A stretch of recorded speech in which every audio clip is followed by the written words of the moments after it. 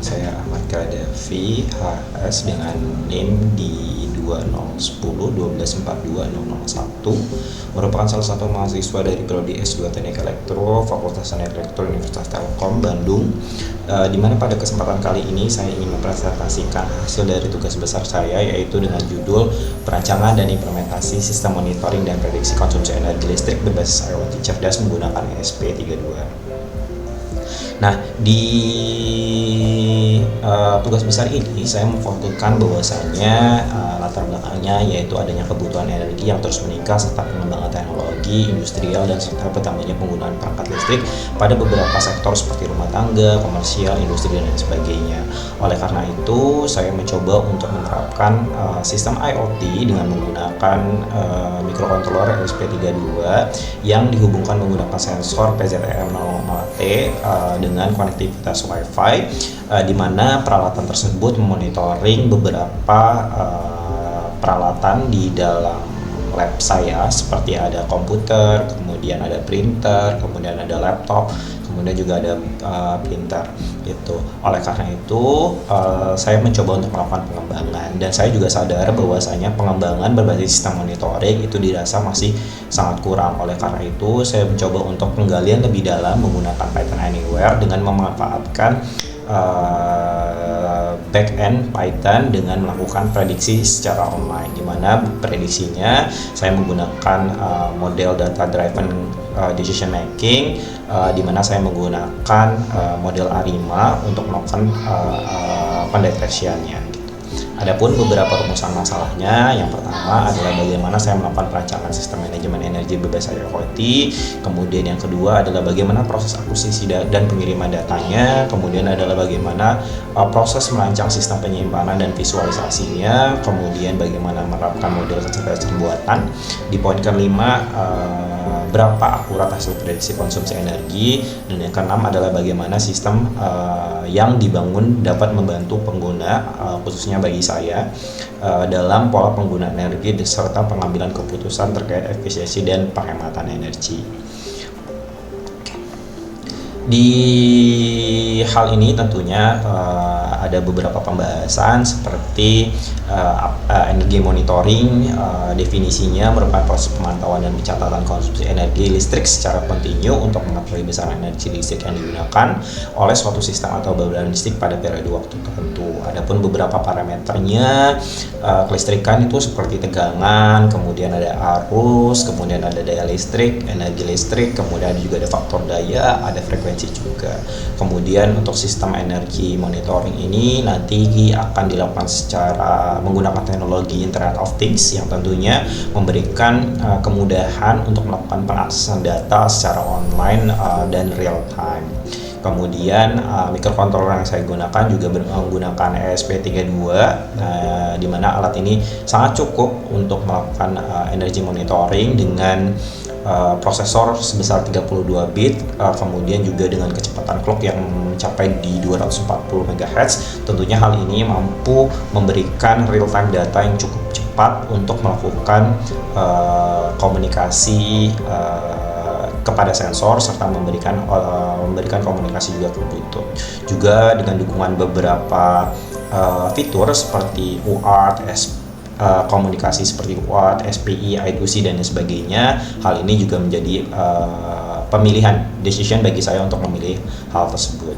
Kemudian untuk sensornya saya menggunakan PZM00T seperti ini, di mana sensor ini merupakan sensor combining yang berfungsi untuk membaca tegangan dan juga arus menggunakan current transformator.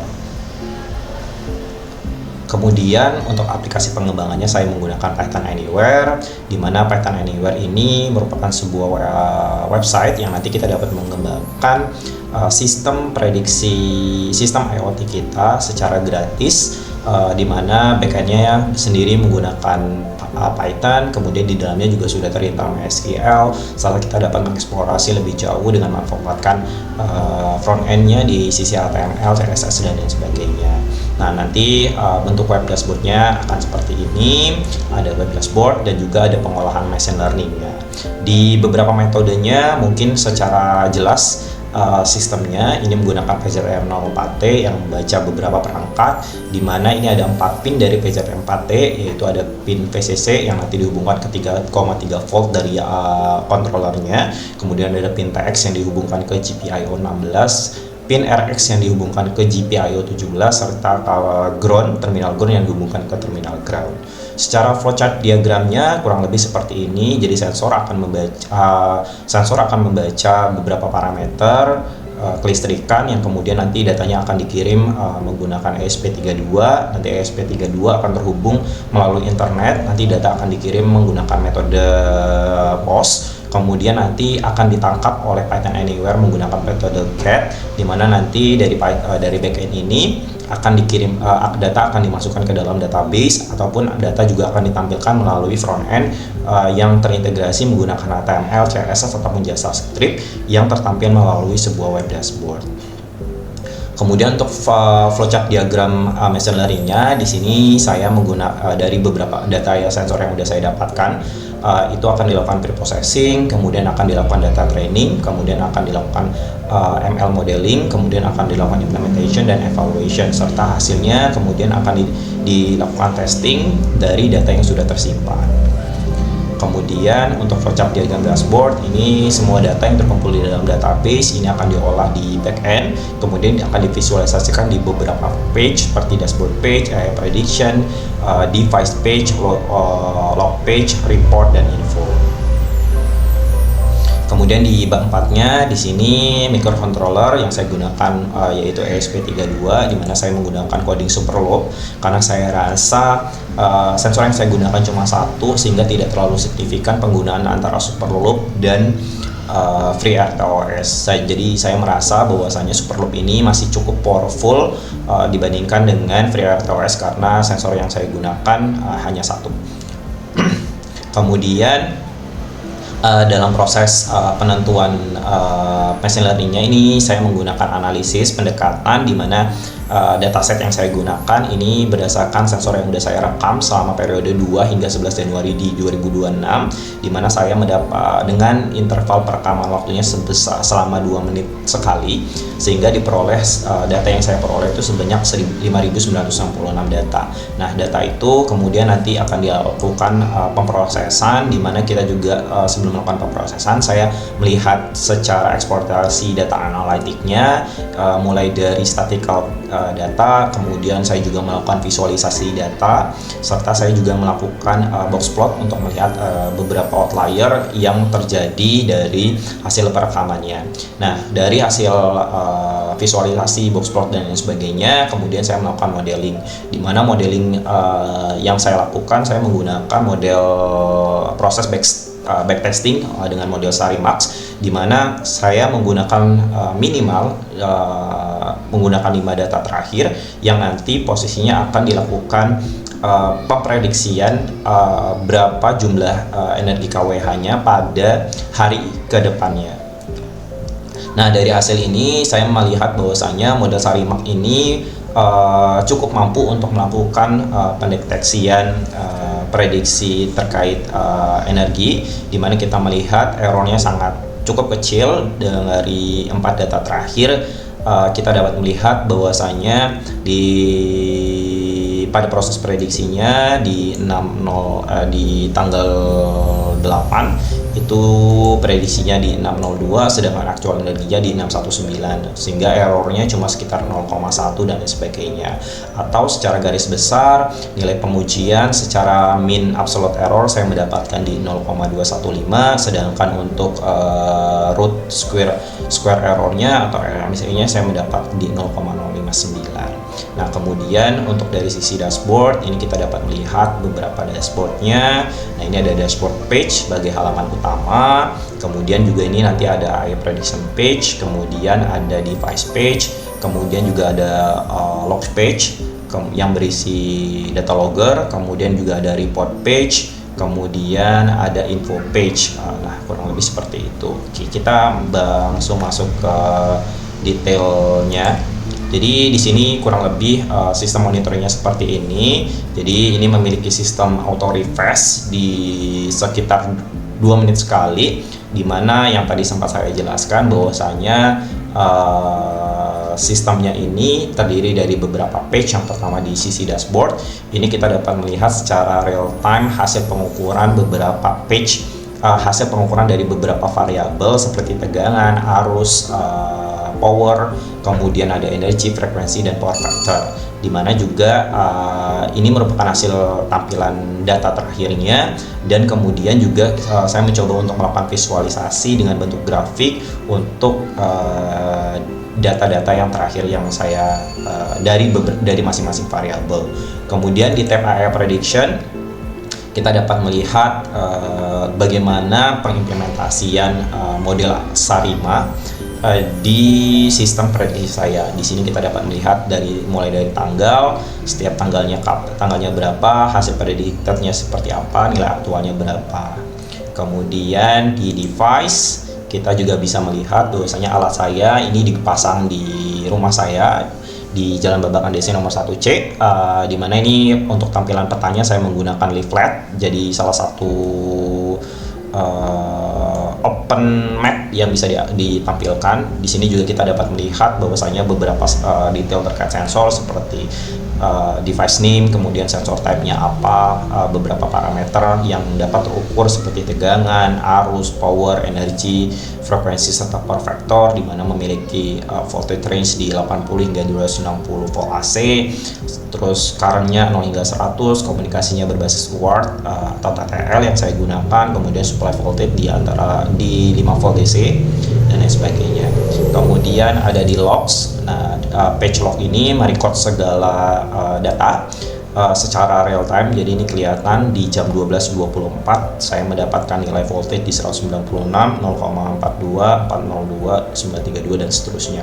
Nah, pagingnya juga saya menggunakan pagination. Jadi kita dapat melihat beberapa data historical. Kemudian kita juga dapat mengimplementasikan tanggal untuk melakukan filtering data yang ingin kita tampilkan seperti itu. Update-nya salah. Ya, seperti itu.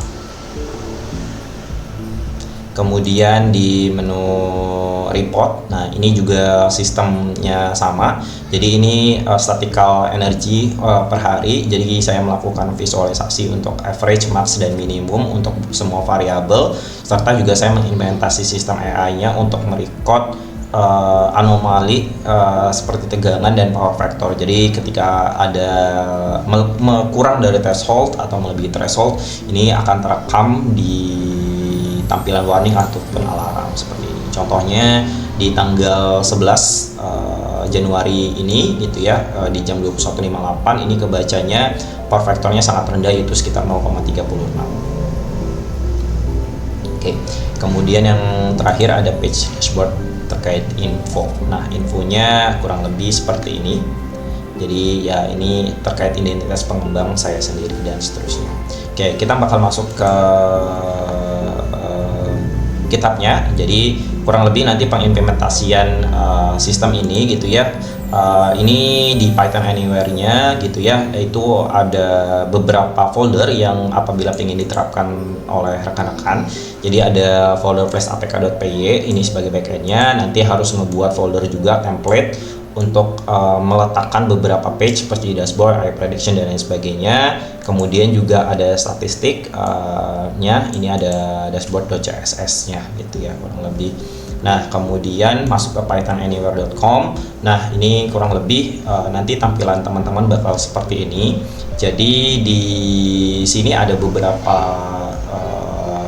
feature gitu ya, kurang lebih ada konsol, ada file, web, task, dan database. Nah, database sendiri ini yang udah saya bangun. Jadi ini database-nya. Kemudian kita juga ini menggunakan MySQL.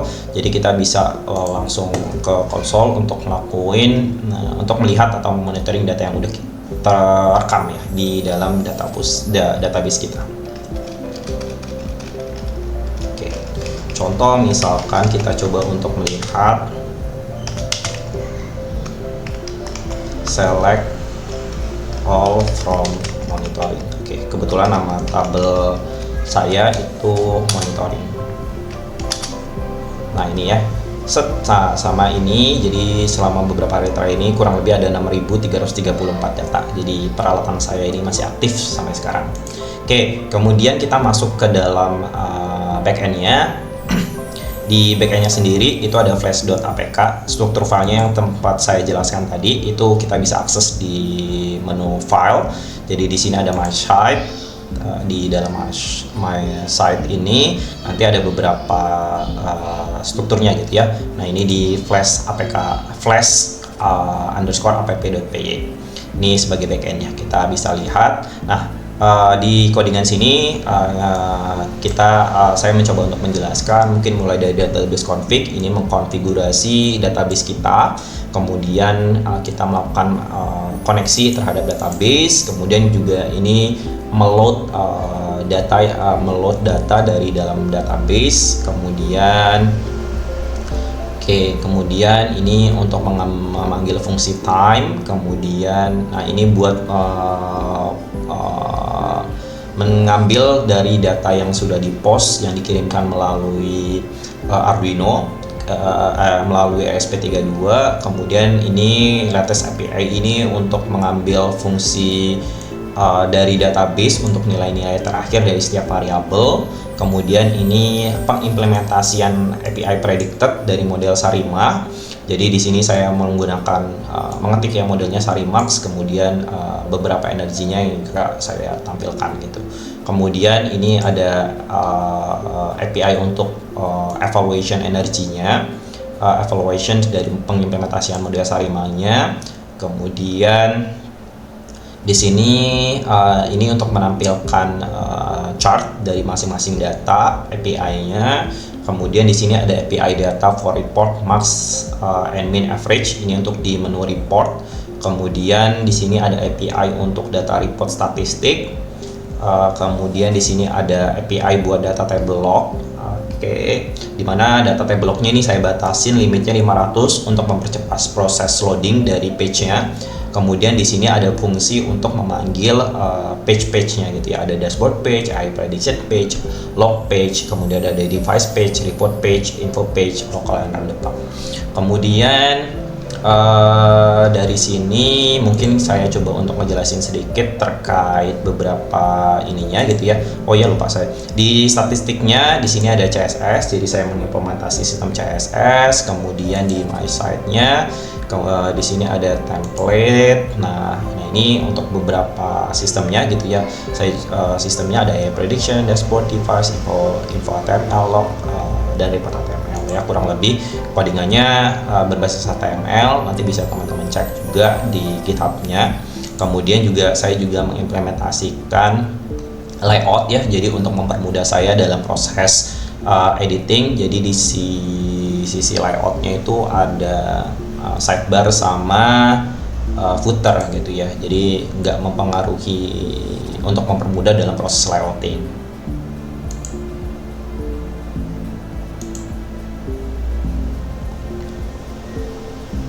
Di sini ada footer dan sidebar. Nah kurang lebih untuk info alatnya, jadi alatnya saya coba pasang di sebelah sini. Jadi ini ada alatnya. Nah ini alatnya. Nah alat ini terhubung ke seluruh peralatan yang ada di lab saya gitu ya. Jadi ada PZTM-nya, ini terhubung ke sisi power, dan nanti ini akan memonitoring seluruh peralatan yang ada di ruangan saya.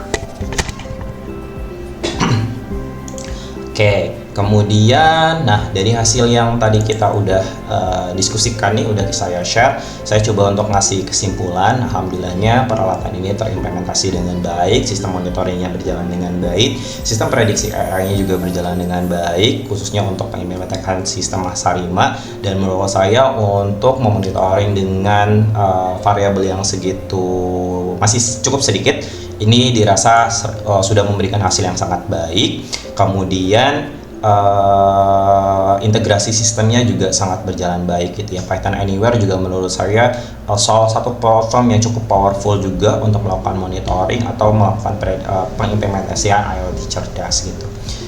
Mungkin ada beberapa saran ya terkait kedepannya mungkin saya belum ngerasa bahwasanya Python Anywhere ini cocok untuk dikembangkan dengan menggunakan beberapa sensor gitu ya. Takutnya beberapa mengalami kendala terkait keterbatasan data sehingga nanti loadnya jadi cukup besar. Kemudian yang kedua, ya mungkin kalau ketika datanya sudah cukup banyak, kemudian sensor-sensor yang atau alat-alat yang dipasang juga cukup banyak, tentunya model prediksi Sarima ini bakal menjadi problematik atau memiliki akurasi yang cukup rendah. Oleh karena itu mungkin kedepannya alat saya ini bisa saya coba kembangkan lagi dengan menggunakan beberapa model algoritma seperti LSTM, long short term memory, atau beberapa model hibrida lainnya.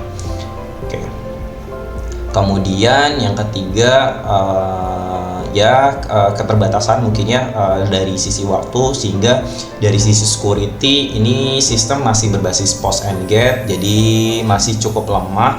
Apabila misalnya orang tahu alamat pos ataupun gate-nya, datanya tentunya bisa diambil ataupun dimanipulatif.